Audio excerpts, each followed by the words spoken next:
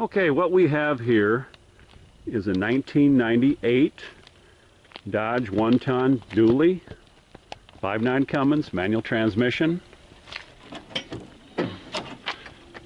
Take a look under the hood. 2020 head gasket. Don't know if you can see that. Manifold gasket, valve cover gasket.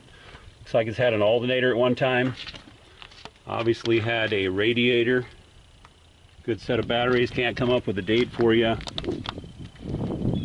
Rust-free Southern truck. Good rockers. 7'6" by 9-foot flatbed. Pretty decent rubber. Here's the best part though. Frame rails, very nice on this truck. Very nice. Absolutely rust-free. Truck has spent most of its life in Texas and Mississippi.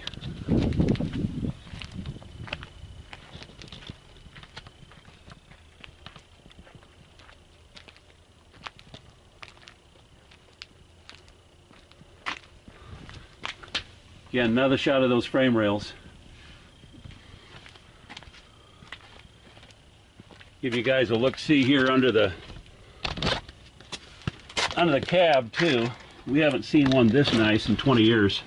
Just really nice. Even got the stickers, factory stickers on the frame rails yet. Unbelievable.